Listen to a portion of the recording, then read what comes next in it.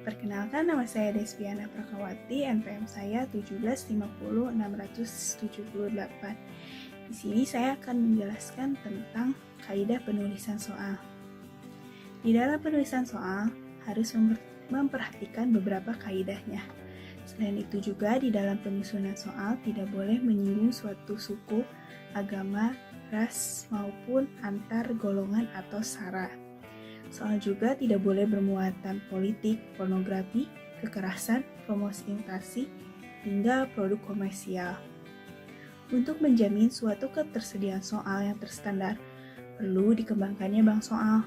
Bank soal ini merupakan kumpulan soal yang telah teridentifikasi karakteristiknya, misalnya dengan tingkat kesukarannya, daya pembedanya, penyebaran pemilihan jawabannya atau option. Yang ketiga, lalu pengembangan soal juga dilakukan secara terus-menerus untuk memenuhi suatu keperluan kepenggunaan. Di Puspendik, pengembangan soal juga merupakan salah satu kegiatan yang rutin. Kegiatan ini dikembangkan mulai dari penulisan kisi-kisi, penulisan soal, telaah, uji coba, analisis kuantitatif, hingga kolaborasi soal. Soal-soal yang terbukti bermutu secara kualitatif maupun kuantitatif dikumpulkan dan disimpan dalam bank soal. Selanjutnya ada tahap pengembangan bank soal. Yang pertama ada penyusunan kisi-kisi. Kisi-kisi digunakan sebagai pedoman bagi penulis soal agar memperoleh soal yang sesuai dengan tujuan. Yang kedua ada penulisan soal. Soal ditulis oleh beberapa penulis berdasarkan kisi-kisi. Soal yang dihasilkan merupakan soal mentah. Yang ketiga, ada review atau revisi, telaah atau perbaikan. Review merupakan menelaah soal mentah secara kualitatif berdasarkan kaidah penulisan soal. Lalu, hasil review diberikan soal klarifikasi menjadi soal baik, soal kurang baik, dan soal ditolak. Soal baik langsung diterima, lalu soal kurang baik diperbaiki sehingga memperoleh hasil yang baik, dan soal yang ditolak dikembalikan kepada penulis. Selanjutnya ada perakitan soal. Soal-soal yang baik selanjutnya dirakit untuk menjadi beberapa paket soal yang untuk diuji cobakan. Pada perakitan ini dimasukkan beberapa soal yang berfungsi sebagai linking antar paket. Soal-soal tersebut diambil dari bank soal yang telah memiliki karakteristik soal. Selanjutnya yang kelima adalah uji coba soal. Paket-paket soal yang diujikan diberikan kepada peserta didik yang sedang menempuh jenjang pendidikan yang sesuai dengan jenjang pendidikannya pada tes tersebut. Misalnya soal bahasa Indonesia pada kelas 4 diuji cobakan kepada peserta didik kelas 5 di akhir pelajaran atau kepada peserta didik di kelas 6 di awal tahun pembelajaran. Peserta didik tersebut menjawab soal tes tersebut dengan serius seolah-olah ujian. Walaupun sebenarnya ini tuh adalah uji coba soal untuk melihat kualitas soal tersebut, bukan kompetensi dari peserta didik. Uji coba juga digunakan untuk mengumpulkan data empirik tentang soal berupa jawaban-jawaban peserta didik terhadap soal. Yang keenam, ada analisis kualitatif. Data empirik dari hasil uji coba analisis secara kualitatif dengan menggunakan program analisis, baik klasik maupun modern. Program analisis secara klasik menggunakan iteman. Hasil item tersebut meliputi daya pembeda, tingkat kesukaran, penyebaran option, dan cek kunci. Selanjutnya, soal-soal tersebut dianalisis dengan menggunakan teori tes modern atau item response theory. Dengan menggunakan analisis teori modern, dapat memperoleh suatu kesesuaian soal dengan model di samping tingkat kesukaran suatu soal. Lalu yang terakhir ada seleksi soal. Berdasarkan hasil analisis soal, soal dikelompokkan menjadi soal baik, soal perlu revisi, dan soal ditolak. Berdasarkan teori tes klasik, soal-soal yang baik memiliki daya beda yang tinggi, ditunjukkan untuk klarasi poin bersial 0,2 dari semua detektor fungsi. Berdasarkan teori tes modern, soal yang baik adalah soal yang sesuai dengan model seperti dalam inputnya maupun outputnya. Soal-soal dimasukkan ke dalam bank soal, soal yang memiliki daya beda rendah dan terdapat distraktor yang tidak berfungsi untuk perlu direvisi.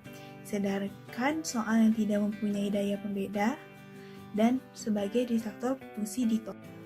Selanjutnya ada penyusunan kisi-kisi soal.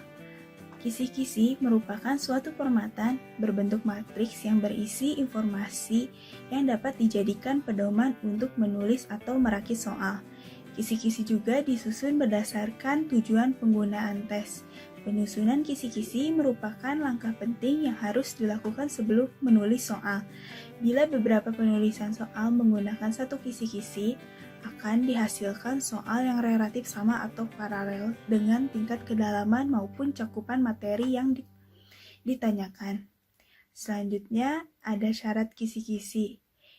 Kisi-kisi memiliki beberapa syarat. Yang pertama yaitu mewakili isi kurikulum yang diajukan. Yang kedua, komponen-komponennya jelas, rinci, dan mudah dipahami.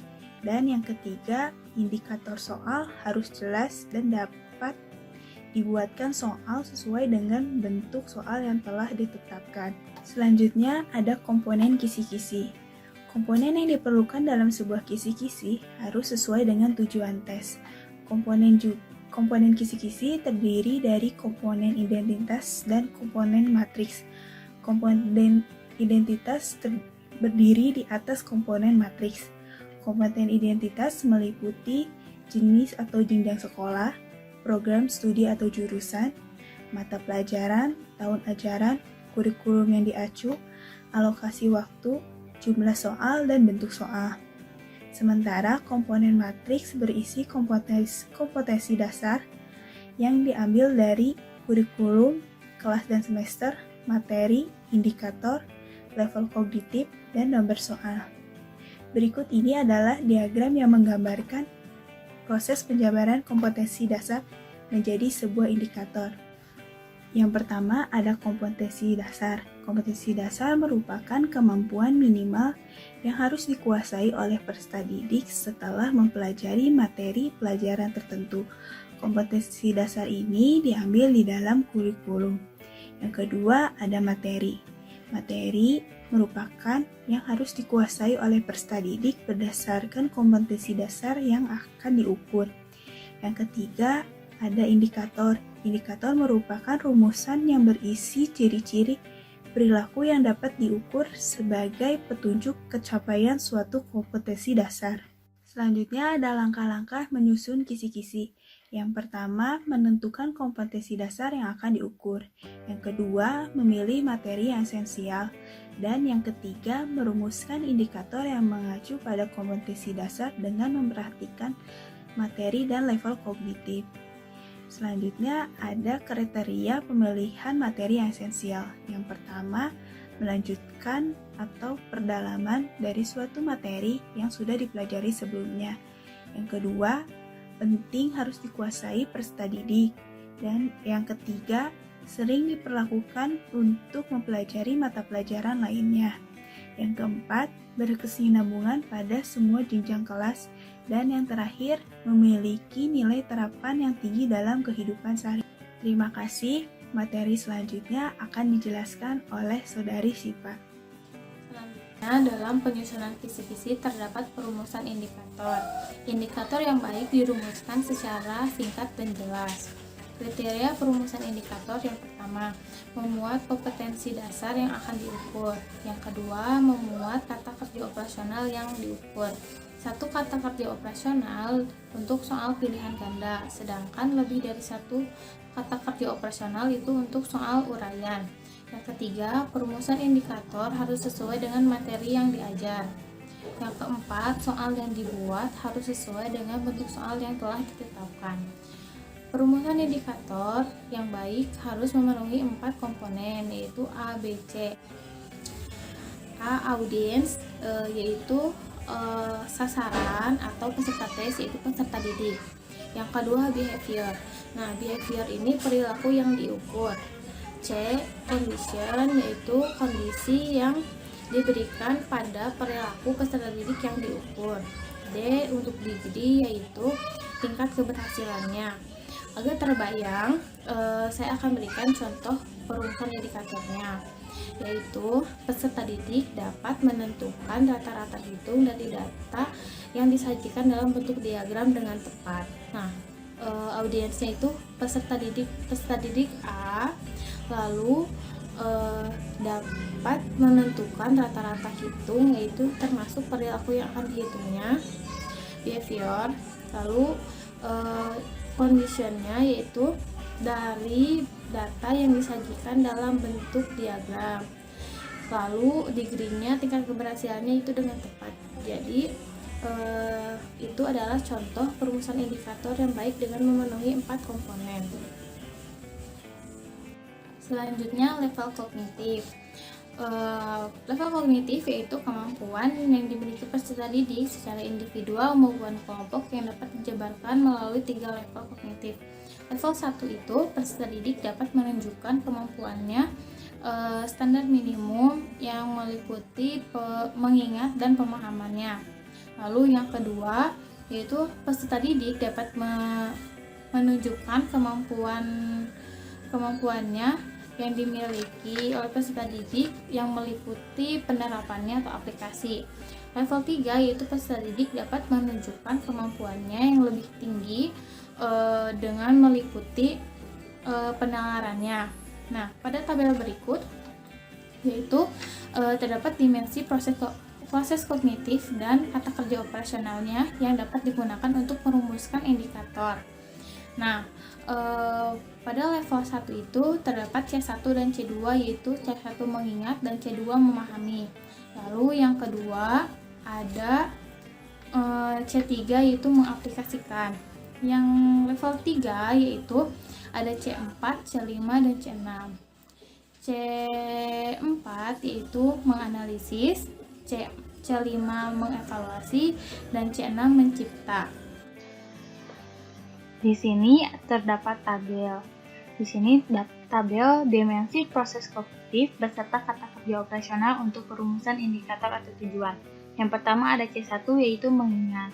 Mengingat di sini yaitu mengambil pengetahuan dari memori jangka panjang. Dengan proses kognitifnya yaitu 1.1 mengenali, yang kata kerja operasionalnya menyebutkan, menunjukkan, memilih, mengidentifikasi.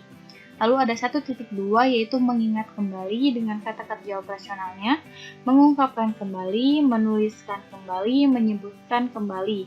Lalu ada C2 yaitu mengkonstruk makna dari materi pembelajaran termasuk apa yang diucapkan, ditulis, dan digambar oleh guru. Dengan proses kognitifnya yaitu 2.1 menafsirkan, dengan kata kerja operasionalnya menafsirkan, memprofasikan, mengungkapkan dengan kata-kata sendiri. Lalu ada 2.2 yaitu mencontohkan. Dengan kata kerja operasionalnya mencontohkan, memberi contoh. Lalu ada 2.3 yaitu mengklasifikasikan. Dengan kata kerja operasionalnya mengklasifikasikan, mengkelompokkan, mengidentifikasi berdasarkan kategori tertentu. Lalu ada 2.4 yaitu merangkum. Dengan kata kerja operasionalnya merangkum, meringkas, membuat ikhtisar. Lalu ada 2.5 yaitu menyimpulkan. Dengan kata kerja operasionalnya menyimpulkan, mengambil kesimpulan. Lalu ada 2.6 yaitu membandingkan. Dengan kata kerja operasionalnya membandingkan, membedakan. Lalu ada 2.7 yaitu menjelaskan. Dengan kata kerja operasionalnya menjelaskan, menguraikan, mendeskripsikan, menuliskan. Lalu ada C3 yaitu mengaplikasikan, yaitu menerapkan atau menggunakan suatu prosedur dalam keadaan tertentu. Yang pertama ada 3.1 yaitu mengeksekusi. Dengan kata kerja operasionalnya menghitung, melakukan gerakan, menggerakkan, memperagakan sesuai prosedur atau teknik. Ada 3.2 yaitu dengan kata kerja operasionalnya mengimplementasikan, menerapkan, menggunakan, memodifikasi, mentransfer. Lalu ada C4 yaitu menganalisis. Menganalisis di sini itu memecah-mecah materi jadi bagian-bagian penyusunnya dan menentukan hubungan-hubungan antar bagian itu dan hubungan antara bagian-bagian tersebut dan keseluruhan struktur atau tujuan. Dengan proses kognitifnya, yaitu 4.1 membedakan dengan kata kerjanya, membedakan, menganalisis perbedaan. Lalu ada 4.2 yaitu mengorganisasi. Dengan kata kerja operasionalnya, mengorganisasikan, membuat diagram, menunjukkan bukti, menghubungkan. Lalu ada 4.3 yaitu mengatribusikan. Dengan kata kerja operasionalnya, menganalisis kesalahan, menganalisis kelebihan, menunjukkan sudut pandang. Lalu ada C5 yaitu mengevaluasi. Mengevaluasi di sini yaitu mengambil keputusan berdasarkan kriteria atau standar. Dengan proses kognitifnya yaitu 5.1 memeriksa. Dengan kata kerja operasionalnya memeriksa, menunjukkan kelebihan, menunjukkan kekurangan, membandingkan. Lalu ada 5.2 yaitu mengkritik. Dengan kata kerja operasionalnya menilai, mengkritik. Lalu ada C6 yaitu mencipta. Mencipta di sini yaitu memadukan bagian-bagian untuk membentuk sesuatu yang baru dan koheren atau untuk membuat suatu produk yang orisinal. Dengan proses kognitifnya yaitu 6.1 merumuskan. Dengan kata kerja operasionalnya merumuskan, merencanakan, merancang, mendesain, memproduksi, membuat. Dengan lalu ada 6.2 yaitu merencanakan. Dengan kata kerja operasionalnya merencanakan, merancang, mendesain. Lalu ada 6.3 yaitu memproduksi. Dengan kata kerja operasionalnya memproduksi, membuat. Di sini ada contoh kisi-kisi penulisan soal. Ada di jenjang pendidikan sekolah dasar. Lalu dengan kurikulum 2013, kelas atas, dengan jumlah soal 4, bentuk soalnya ada 3 pilihan ganda dan 1 uraian. Saya akan menjelaskan nomor 1 dulu.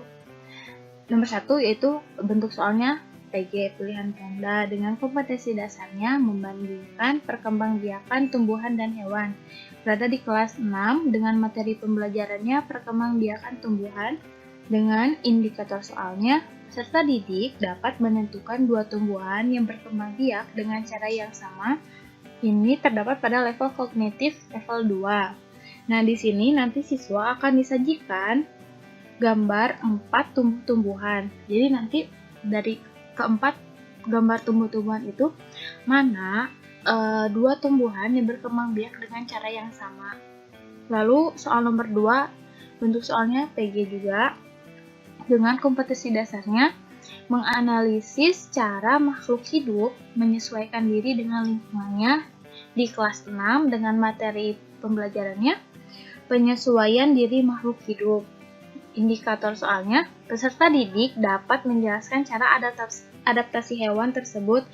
Ini terdapat pada level kognitif 1. Nah, di sini nanti siswa itu disajikan gambar hewan. Nah, nanti siswa itu disajikan gambar hewan. Nah, hewan itu cara adaptasinya seperti apa. Lalu soal nomor 3 PG dengan kompetensi dasar menyajikan informasi tentang perpindahan dan energi listrik. Terdapat pada kelas 6, ada pada materi perubahan energi. Indikator soalnya, peserta didik dapat mengidentifikasi 3 alat yang mempunyai perubahan energi yang sama saat digunakan. Nah, di sini terdapat pada level kognitif level 2. Nah, nanti di sini siswa itu disajikan 5 gambar alat elektronik. Nah, nanti siswa itu mengidentifikasi dari kelima itu 3 alat yang mempunyai perubahan energi yang sama saat yang digunakan. Lalu soal nomor 4 ini soal uraian. Nah, dengan kompetensi dasarnya menganalisis hubungan antar komponen ekosistem dan jaring-jaring makanan di lingkungan sekitar. Terdapat pada kelas 5 materi pembelajaran ekosistem.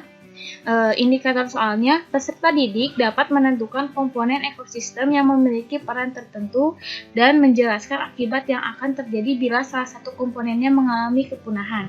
Nah, di sini terdapat pada level kognitif level 3. Nah, di sini bisa disebut soal uraian karena pada indikator soalnya terdapat dua kata kerja operasional. Yang pertama, peserta didik dapat menentukan komponen ekosistem yang memiliki peran tertentu. Yang kedua, terdapat menjelaskan akibat yang akan terjadi bila salah satu komponennya mengalami kepunahan. Terima kasih. Materi yang selanjutnya akan dipaparkan oleh Sally. Assalamualaikum warahmatullahi wabarakatuh. Perkenalkan, nama saya Sally Irnawati Takiyah, NPM saya 1750680. Selanjutnya, saya akan menjelaskan tentang tes tertulis. Tes tertulis merupakan kumpulan soal-soal yang diberikan kepada peserta didik dalam bentuk tulisan. Dalam menjawab soal, peserta didik tidak selalu harus merespon dalam bentuk tulisan, tetapi juga dapat dilakukan dalam bentuk lain, seperti memberi tanda, mewarnai, dan menggambar.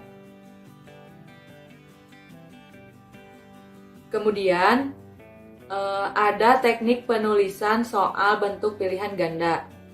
Soal pilihan ganda merupakan bentuk soal yang jawabannya dapat dipilih dari beberapa kemungkinan jawaban atau option yang telah disediakan.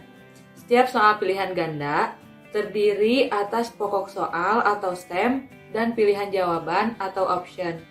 Pilihan jawaban terdiri atas kunci jawaban dan pengecoh atau distraktor. Kemudian selanjutnya ada keunggulan dan keterbatasan soal bentuk pilihan ganda. Berikut adalah keunggulan dari bentuk soal pilihan ganda. Yang pertama, dapat diskor dengan mudah, cepat, dan memiliki objektivitas yang tinggi.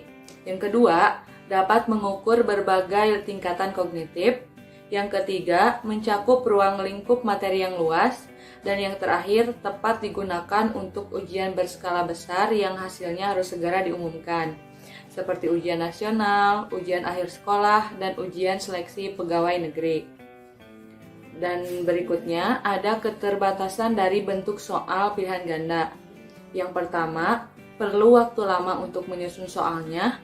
Yang kedua, sulit membuat pengecoh yang homogen dan berfungsi. Dan yang terakhir, terdapat peluang untuk menebak kunci jawaban. Kemudian selanjutnya ada kaidah penulisan soal bentuk pilihan ganda.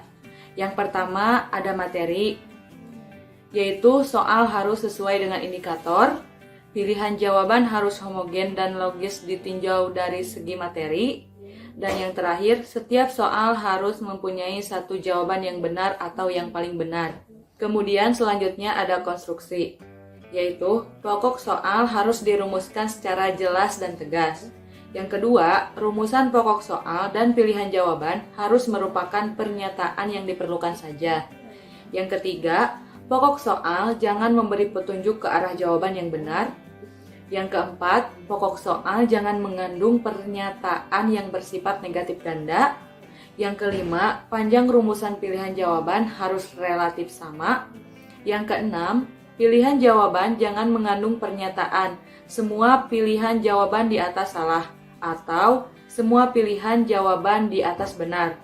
Yang ketujuh, pilihan jawaban yang berbentuk angka atau waktu harus disusun berdasarkan urutan besar kecilnya nilai angka tersebut atau kronologisnya.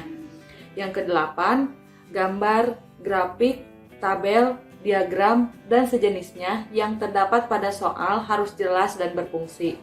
Dan yang terakhir, butir soal jangan bergantung pada jawaban soal sebelumnya. Kenalkan, nama saya Alma Alifah, NPM saya 1750686. Selanjutnya, saya akan menuliskan mengenai kaidah penulisan soal bentuk pilihan ganda.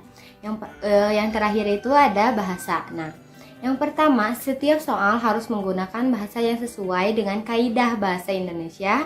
Jangan menggunakan bahasa yang berlaku setempat. Jadi bahasanya itu harus berlaku di nasional. Setiap soal harus menggunakan bahasa yang komunikatif dan setiap pilihan jawaban jangan mengulang kata atau frase yang bukan merupakan satu kesatuan pengertian. Nah, selanjutnya ada hal-hal penting yang perlu kita lakukan dalam penulisan soal. Yang pertama, soal tidak boleh menyinggung unsur sara, yaitu suku, agama, ras, dan antar golongan. Yang kedua, soal tidak boleh bermuatan politik, pornografi, promosi, dan instansi. Yang selanjutnya ada beberapa kaidah. Yang pertama, soal harus sesuai dengan indikator soal dalam kisi-kisi. Artinya, soal harus menanyakan perilaku dan materi yang hendak diukur sesuai dengan tuntutan indikator soal. Nah, kaidah kedua yaitu pilihan jawaban harus homogen dan logis ditinjau dari segi materi. Kaidah ketiga, setiap soal harus mempunyai satu jawaban yang benar atau yang paling benar. Yang keempat yaitu pokok soal harus dirumuskan secara jelas dan tegas. Kaidah kelima, rumusan pokok soal dan pilihan jawaban harus merupakan pertanyaan yang diperlukan saja. Kaidah keenam, pokok soal jangan memberi petunjuk ke arah jawaban yang benar. Kaidah 7, pokok soal jangan mengandung pernyataan yang bersifat negatif ganda. Dan yang kaidah ke-8, panjang rumusan pilihan jawaban harus relatif sama. Nah, yang kaidah ke-9 yaitu pilihan jawaban jangan mengandung pernyataan semua pilihan jawaban di atas itu salah atau semua pilihan itu benar. Yang kaidah 10 yaitu pilihan jawaban yang berbentuk angka atau waktu harus disusun berdasarkan besar kecilnya nilai angka tersebut atau kronologisnya. Kaidah ke-11 yaitu gambar grafik, tabel, diagram, dan sejenisnya yang terdapat pada soal harus jelas dan berfungsi.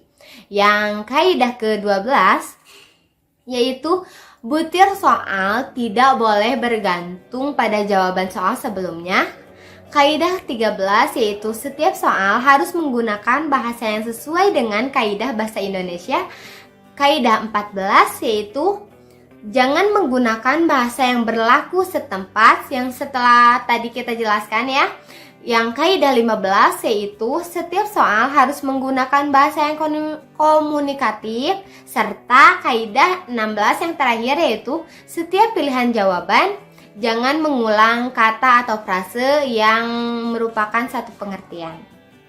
Nah, berikut bisa dilihat oleh teman-teman semua yaitu contoh soal kaidah yang pertama. Contoh kaidah kedua dan contoh soal yang kaidah ketiga. Terima kasih. Di sini saya Pani Apriani, NPM 1750646 akan memaparkan materi tentang tes uraian. Tes uraian adalah seperangkat tes soal yang berupa tugas, pertanyaan yang menuntut peserta didik untuk mengorganisasikan dan menyatakan jawaban atau kalimatnya menurut kata-kata sendiri. Tes uraian sering juga disebut sebagai tes atau soal esai. Walaupun sebenarnya antara tes esai dan tes uraian memiliki perbedaan, yaitu dalam hal kedalaman dan keluasan materi yang diukur atau diungkap. Dalam tes uraian terdapat keunggulan dan keterbatasan. Keunggulannya yaitu dapat mengukur kemampuan peserta didik dalam hal menyajikan jawaban secara terurai atau bebas. Jadi di sini peserta didik dapat menjawab secara bebas, mengorganisasikan pemikirannya, mengemukakan pendapatnya, dan mengekspresikan jawaban dengan kata-kata sendiri. Sedangkan keterbatasannya itu waktu untuk memeriksa jawaban cukup lama, dikarenakan jumlah materi atau pokok bahasan yang relatif terbatas dan tingkat reliabilitasnya relatif rendah karena reliabilitas skor pada soal bentuk uraian tergantung pada pen skor tes. Bentuk uraian dibedakan menjadi dua, yaitu soal uraian objektif dan non-objektif. Soal uraian objektif adalah rumusan soal yang menuntut sehimpunan jawaban dengan pengertian konsep tertentu sehingga penskorannya dilakukan secara objektif. Jadi dalam penskoran objektif hanya dimungkinkan dengan dua kategori yaitu benar dan salah. Tiap jawaban yang benar mendapatkan skor 1, sedangkan yang tidak menjawab atau menjawab salah mendapatkan skor 0. Yang kedua ada non-objektif.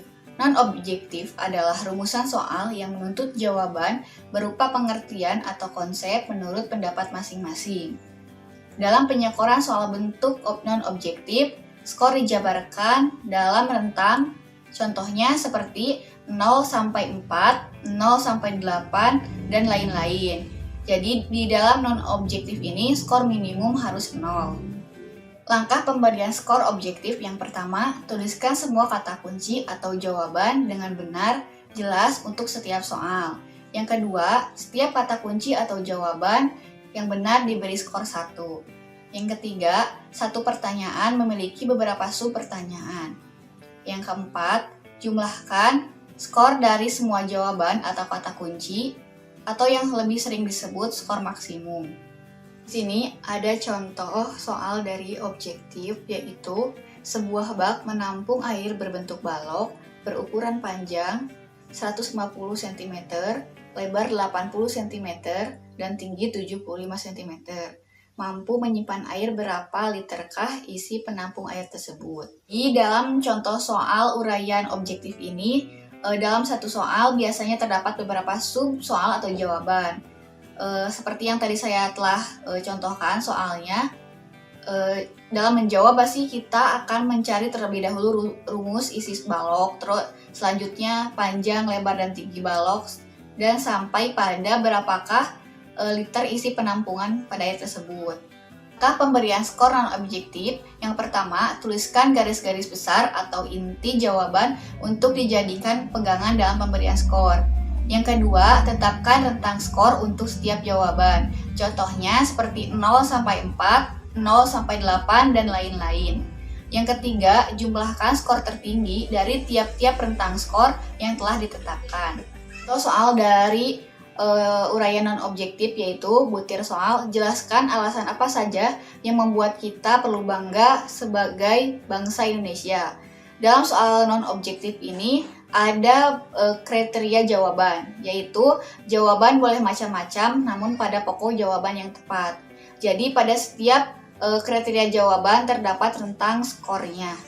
Sekian pemaparan materi dari saya. Materi selanjutnya akan disampaikan oleh Diana. Pemaparan materi selanjutnya akan disampaikan oleh saya, Diana Fauzia Rizky, NPM 175060053. Kaidah yang perlu diperhatikan dalam penulisan soal bentuk uraian. Yang pertama ada materi. Nah, di dalam materi terdapat beberapa bagian. Yang pertama, soal harus sesuai dengan indikator. Yang kedua, batasan pertanyaan dan jawaban yang diharapkan atau ruang lingkup harus jelas. Yang ketiga, isi materi sesuai dengan tujuan pengukuran. Yang keempat, isi materi yang ditanyakan sudah sesuai dengan jenjang, jenis sekolah, atau tingkat kelas. Yang kedua, konstruksi. Di dalam konstruksi terdapat beberapa bagian. Yang pertama, rumusan kalimat soal atau pertanyaan harus menggunakan kata-kata tanya atau perintah yang menuntut jawaban terurai. Yang kedua, buatlah petunjuk yang jelas tentang cara mengerjakan soal. Yang ketiga, buatlah pedoman penskoran. Yang keempat, hal-hal lain yang menyertai soal seperti tabel, gambar, grafik, peta, atau yang sejenisnya harus disajikan. Yang ketiga, bahasa. Di dalam bahasa terdapat beberapa bagian. Yang pertama, rumusan butir soal menggunakan bahasa yang sederhana dan komunikatif sehingga mudah dipahami oleh peserta didik. Yang kedua, rumusan soal tidak mengandung kata-kata yang dapat menyinggung perasaan peserta didik atau kelompok tertentu. Yang ketiga, rumusan soal tidak menggunakan kata-kata atau kalimat yang menimbulkan penafsiran ganda atau salah pengertian. Yang keempat, jangan menggunakan bahasa yang berlaku setempat. Penulisan soal berpikir tingkat tinggi atau HOTS. Peserta didik perlu diberi soal-soal yang menuntut proses berpikir tingkat tinggi atau HOTS. Level kognitif yang diukur pada soal-soal HOTS biasanya berada pada level 3, yang mengukur proses berpikir penalaran dan logika. Pada proses berpikir tingkat tinggi, peserta didik menunjukkan pemahaman akan informasi dan bernalarnya, bukan sekedar mengingat kembali atau recall. Ini adalah contoh soal HOTS. Demikianlah presentasi pada kelompok 5, kurang lebihnya mohon maaf. Wassalamualaikum warahmatullahi wabarakatuh.